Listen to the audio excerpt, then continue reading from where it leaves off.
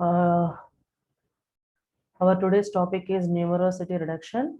This is the third data reduction strategy, one of the data reduction strategy. Okay, so till now we have discussed two strategies. Okay, data cube aggregation one, and second one is attribute subset selection. Now we are in third strategy of data reduction, that is numerosity reduction. The numerosity reduction reduce data volume by choosing alternative smaller forms of data representation. What it is going to reduce? Here we are going to reduce the data volume, size of the data. How we are going to reduce the size of the data? By choosing alternative and smaller forms of data representation. Now we are going to represent the data by using smaller forms, which is better to represent instead of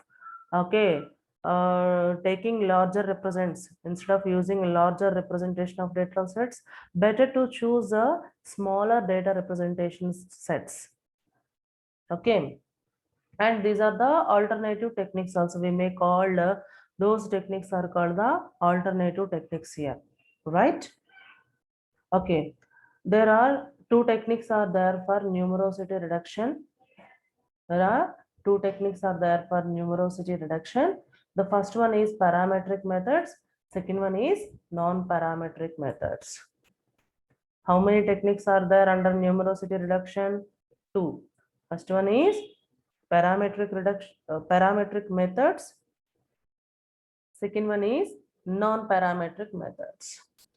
Okay, under the parametric method, in this model, only data parameters needed to be stored.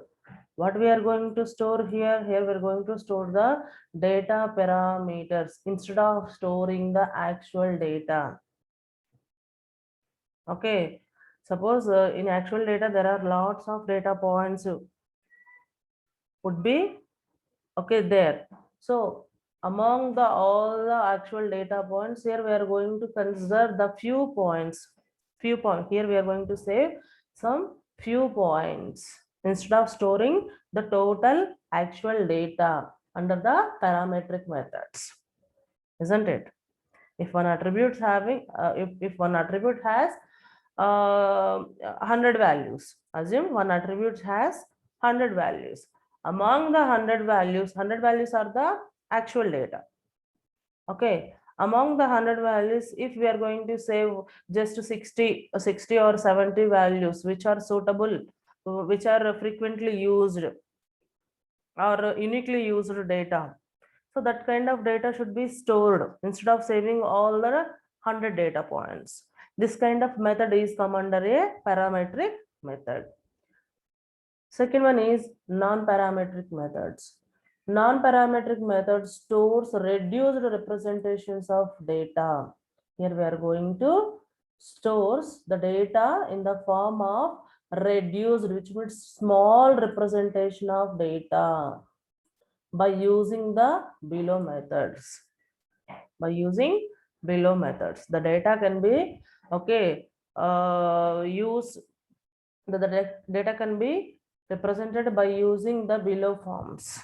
Okay, the result of these below forms are going to store under the non-parametric methods. Clear?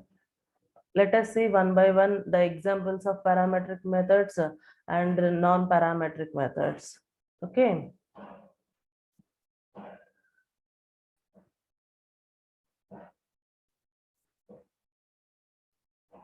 Right. Here we are having some parametric methods. Under the parametric methods, we have three types: linear regression, multiple regression, log linear model. Okay. What are the parametric methods example? Parametric methods examples are here. We are going to consider the data points, not the all the points. Okay. Here we are having so hundred of data points. Among them, which are needed to save, which are needed for that particular attribute, those points only we are going to save. The all the remaining points we are going to leave. Okay, that is the parametric methods concept. So under this, here we are having first one is linear regression.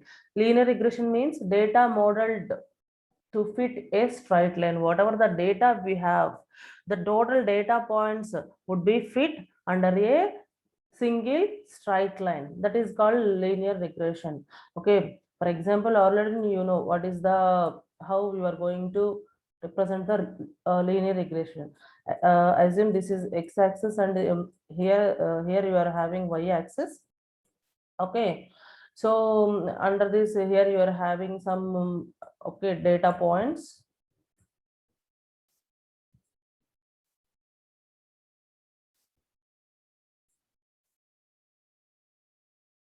Okay, this is the some data points you have. Under this, there is a straight line. Okay, assume this is the linear regression.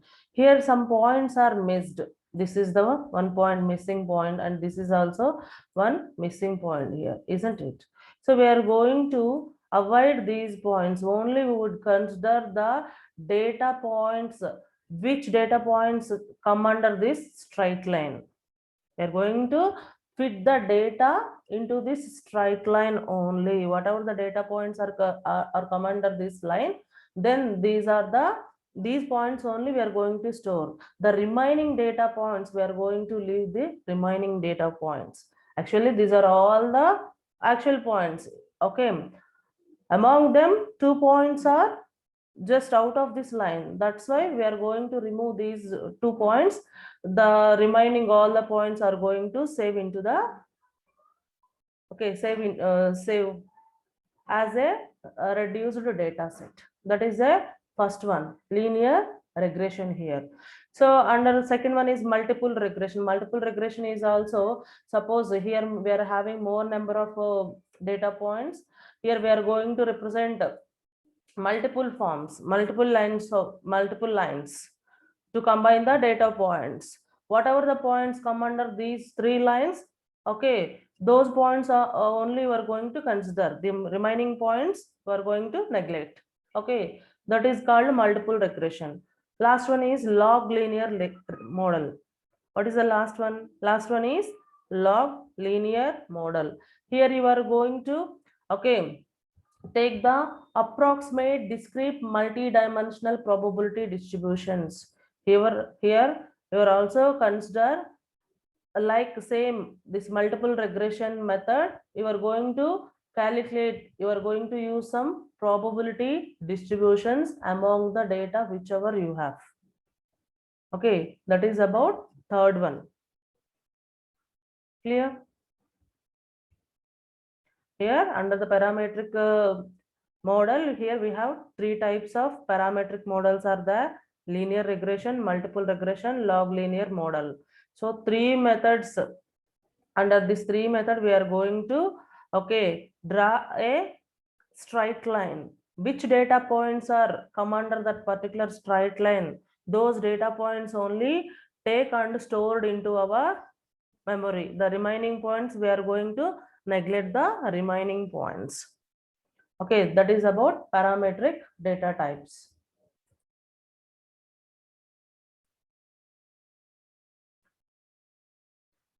Coming to the second one is non-parametric methods. Under this non-parametric methods, here we are going to know about histograms, clustering, and sampling. This method stores reduced representation of data. Okay, the data can be reduced by using okay either histograms method or clustering method or sampling. Okay, either one of these technique will be applied on the given data set. Okay, after the result of the any one of the technique would be going to save into our database. That is the non-parametric method. Let us see one by one.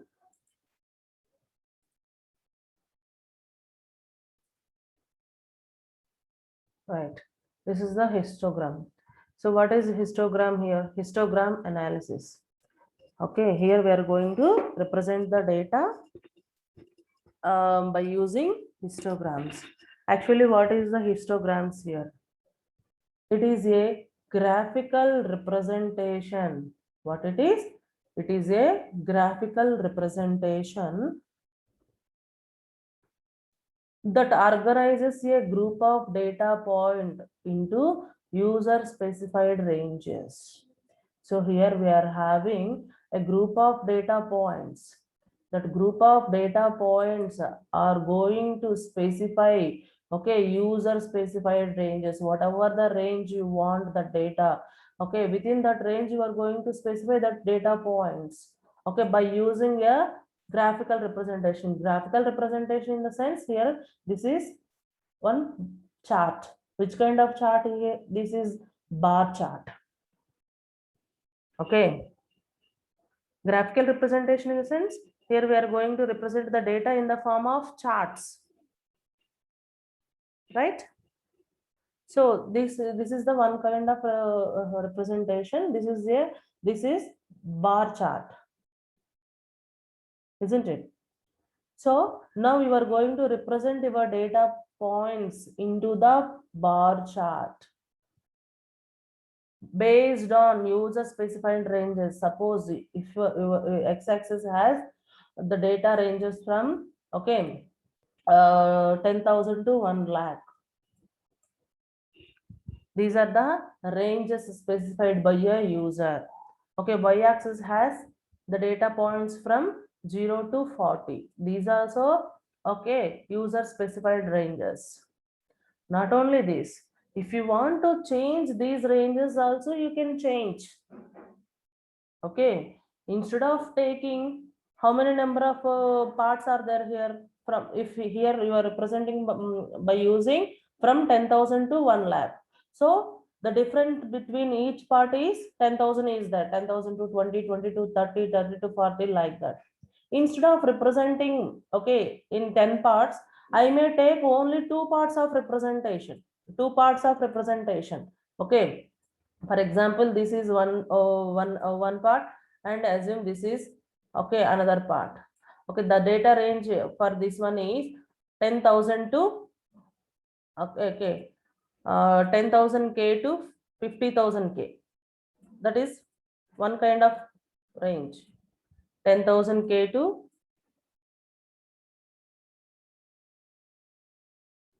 50,000. Okay, 50K. 10K to 50K. That is one range. And here I am going to take the second range is, okay, 51 to 1 lakh or 60 to 1 lakh, whatever it may be, 51K to 1 lakh. Okay, so now again I have represented the data. Again I have represented the data, but the ranges would be changed. Okay, why I have changed these ranges? That is the user specified ranges. Whatever the ranges you want, you can represent the ranges of the data points. Okay, so if I represent like this, I can only take 2 lines, 2 bar charts. But here you are going to calculate the aggregations. Here you are going to perform some aggregations on this particular data, isn't it? Not only this, here also for on y-axis you have represented 0 to 40 data points. Instead of taking all these, you may take 0 to 20, 20 to 40. So this is assumed that 0 to 20, this is the range 20, and 20 to 40. Only 2 ranges I have represented here. Okay, in this the data points come under these ranges only we can consider. If some data points are beyond these ranges, okay, we are going to neglect those data points. I mean those data values. Okay, this is the representation of histogram. You may divide the total data points, whatever you have, into a equal number of buckets, equal number of ranges. Okay, those are called equal width, equal bucket range. Here, 10 to 50, 51 to 1 lakh. These two are the equal width buckets. Or you may use equal depth also. You may take equal depth also for y-axis. These are the two partitioning. These are the two partitioning rules of a histogram. You may take equal width or equal depth. Is it clear? This histogram's representation is one kind of graphical representation. The data in the form of bar charts. Okay, but here we are going to consider the ranges. The ranges should be a equal number of parts. Okay, you may change that ranges also according to your wish. This is the concept of histogram.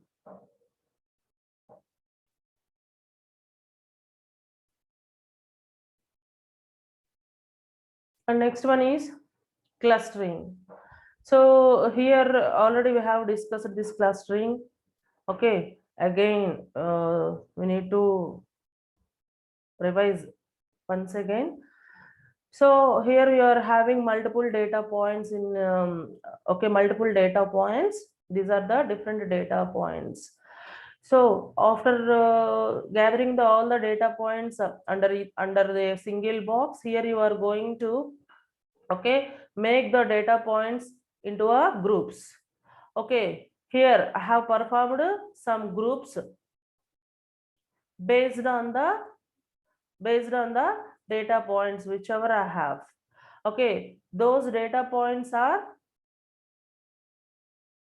near to one with another, so the similar all the data points.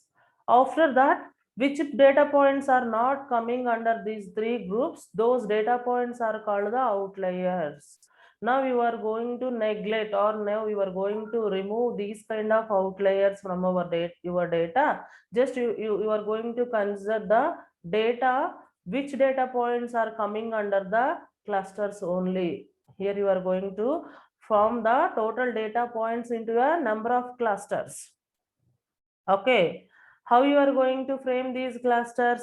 Based on the similarity between the 2 points. Okay, so based on the similarity between the two data points or all the data points, you are going to make a clusters. By using that concept, if we form the clusters, here we got 3 kinds of clusters on given data. Okay, for example, already we have taken this example, that is, suppose age attribute is there. Okay, that age attribute has these many data points. Okay, so the first cluster, the formation of first cluster is coming under whose age range is 20 to 30 years. Those all coming under a cluster 1. Okay, whose person's age in between 20 to 30 age. Then based on this condition, here we are going to make a group. This is first group. The second group is some 40 to 50. Some 40 to 50. And the third group is the range in between, okay, 60 to 70. Assume this is the third cluster. This how I have formed this one as cluster based on the data range 60 years to 70 years, isn't it? So these are the ranges of the age. One person, I mean, suppose age attribute column is there, so that has these many data points. Apart from this, we are having more, okay, 3 points. This is the age of this particular person, 5 years. This is the age of particular person, 10 years. Okay, this is the age of particular person is 90 years. So whenever we formed the clusters, the data range in between 20 to 30 coming under this cluster, 40 to 50 this cluster, 60 to 70 under this cluster, isn't it? So 5 is not belongs to any one of this group, isn't it? as well as 10 is also not belongs to any one of the group, 90 is also not belongs to any one of these groups. So that's why these 3 points is called the outliers. What is these 3 points? These 3 points are called the outliers. These outliers are going to neglect. Now we are going to neglect these 3 data points. Only we are going to consider the data of this clusters information. This is one kind of data reduction. This is one kind of data reduction here, right? And coming to the last one is sampling. In this sampling can be used as a data reduction technique. What is this sampling? Sampling is used as a data reduction technique because it allows large data set to be represented by a small random samples. What it is going to do here in sampling technique, here we are going to represent the large data set into a smaller random samples. Okay, for example, assume this is the one data set. Okay, so in this, here we are having the data young, engaged like this. Four points are there. Middle-aged 4 data points are there. Under the senior 2 data points are there. This is assume this is the total a large data set. This total data set can be represented by using a small data set. Okay, instead of taking all the data for sample, here you may take young people 2, middle people 3, or under senior people 1 column. Okay, why? Because here you are going to take some samples based on their ages.